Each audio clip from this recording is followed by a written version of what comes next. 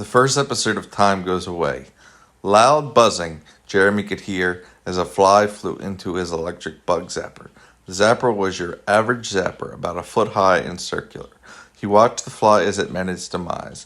It slowly fell to the floor, affected by the friction created by its lack of mass/high surface area. The zapper glowed. He could see the electricity flowing through it, and it got him thinking, why does electricity always go from place to place? He thought of his Tesla ball and thought of how cool it was that Tesla had created a way for electricity to flow through the air, thus created plasma by lighting the oxygen on fire in the ball on fire. Lighting the oxygen in the ball on fire. Then he thought about the sun. That is fire. Where did that fire come from? Why is there fire in space? He thought as he lit his cigarette. Fire needs fuel. Electricity needs arcs. Plasma needs gas. His mind exuberantly raced from place to place. He thought each second that he smoked that cigarette he would never get back. The time back, but the fire stayed lit. Nothing compared to inert gas on line. A statement in his mind that made no sense, but helped him to get rid of the cloud in his mind and to calm down his racing thoughts. He had just finished his smoke. Now he was going to go on with his night and go to bed. He had a big day at work tomorrow, creating nuclear energy at a place called Borman Electric. He was a control room operator. Part 2. He liked his job. They taught him all about different types of energy. They taught him about physics and different kinds of maths. But still, he longed for basic human companionship. He didn't have much time for friends. He was always working. The only time he ever saw people was at his job. Part of the reason he liked it so much, because before that he had a job, he had even less people in his life. He came home that night and sat in his chair. The bug zapper didn't provide much entertainment that night, so he daydreamed. He thought about all the women in his life who he'd always adored in high school, but had screwed up with them by saying the wrong words. Part 2. The next part, here we go. Okay.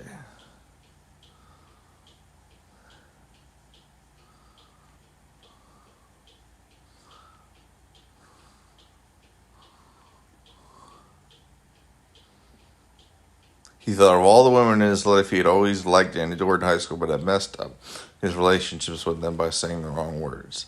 He also thought of an idea he had in high school. It was a way of creating electricity by using gravity. Not like a waterfall or anything like that, but harnessing gravity itself. He thought the more mass an object had, the more potential energy it had. The only problem was one of Newton's laws. You need energy to create energy. You can't create energy out of nothing, or energy from a constant, which is gravity. But then he thought, although he thought the speed of light is a constant, it can't be increased or decreased. People create energy using light and solar panels. What does that mean? Energy cannot be created or destroyed. Like the bug zapper, it's plugged in the wall. It's not creating energy from nothing.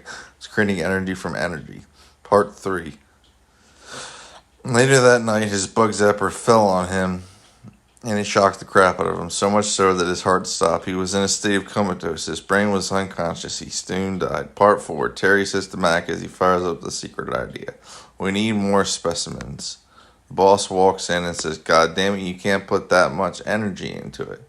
You're going to fry the reactor. Okay. Now we find the next part here.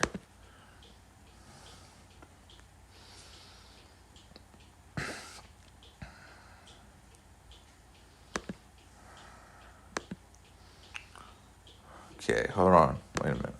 Here we go.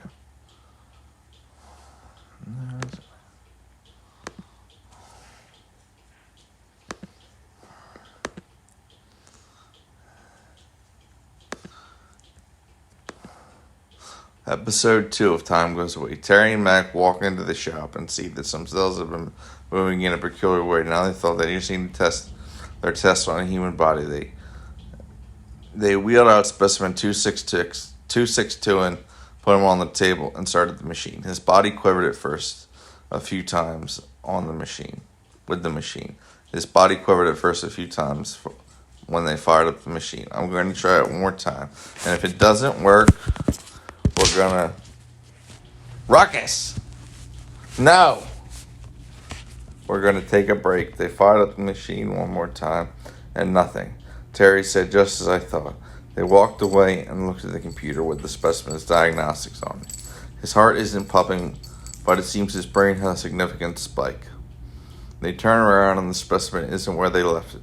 Terry says, dude, this is freaking me out. Max says, this isn't funny. Next they see a large figure walking out of the darkness. No, it can't be. It's specimen 262. Hey, can you hear me? Hey, can you hear me? 262 speaks. What happened? I was sitting down and now I'm here. Is this a hospital? Terry, not quite. How about you sit down for a little? What's your name? It's Jeremy. Ruckus! No! It's Jeremy. Jeremy, did you see anything while you were gone? Jeremy's mind flashes back to when he was a kid. He had scraped his leg on a piece of steel, and it had left a big scar. In his flashback, he fell on the ground and missed the piece of metal. He looked back at his leg, and the scar was gone. So did you see anything, Jeremy? No, nothing. Wait, what is this? Where am I? You're in SD-25 Lab 3C. What's going on? Then Jeremy felt this great dread as if he wasn't meant to be here. He said, I'm not supposed to be here. Terry said, whoa, man, calm down. You're just a little stunned is all. Ruckus! No! You're just a little stunned is all.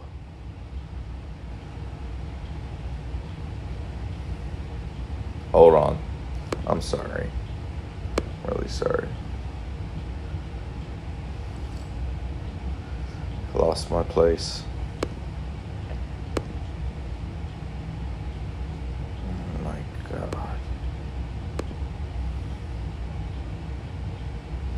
Terry says, boy, man, calm down. You're just a little stunned. Jeremy said, no. Jeremy said, no. Then his heart stopped.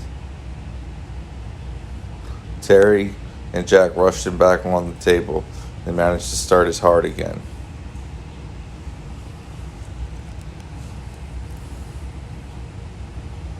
Jeremy couldn't believe it. He remembered this day. As soon as he woke up, Jeremy woke up in his bed. He was 16 and his mom said, Jeremy, it's time for school. Jeremy couldn't believe it. He remembered this day. It was that he had a field trip 14 years ago. He got in his car and drove to school. When he got there, there was a girl he had a crush on. She said hi, and he said nothing. That's when she said, hey, would you like to do something on Saturday? Then he woke up back in the lab. Terry says, Mac, hey, are you okay? Jeremy said, yeah, I gotta go back. What do you mean back? He says, I gotta go back. And Jeremy says, home. I'm going home. He stops his heart and goes back to the bug zapper incident and changes it. Terry and Max start his heart again. He runs out of the building. He goes home, and there's his crush waiting for him at dinner with his two kids. They say, where have you been? You almost missed dinner. And all Jeremy says, sir, you know how time can escape sometimes. His wife, are you okay? Yeah, Jeremy. Never better. He reaches for his pack of cigarettes in his lighter, but they're not there. The end of the time goes away. The short story / TV show. Nice.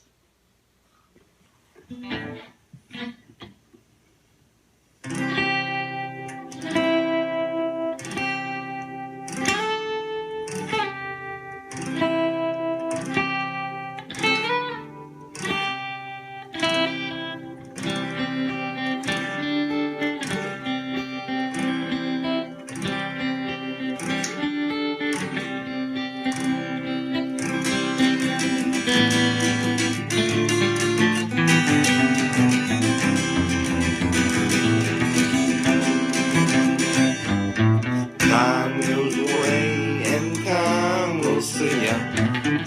We can go by tomorrow. I've seen times and times they are right. We were wrong, we were wrong, we were wrong.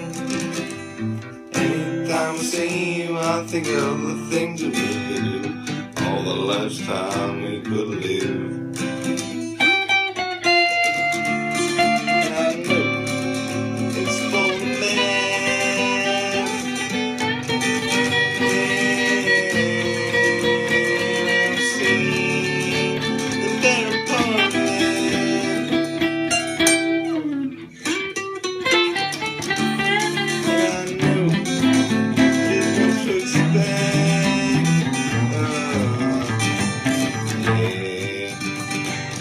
Yeah.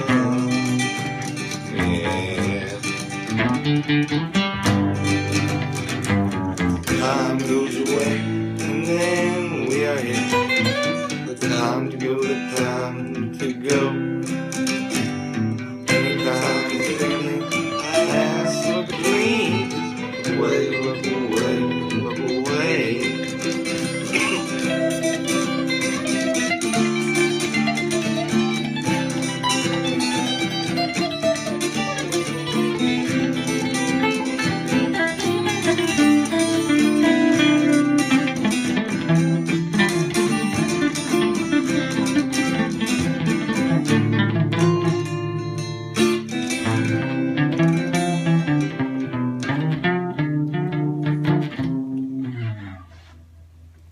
Nice.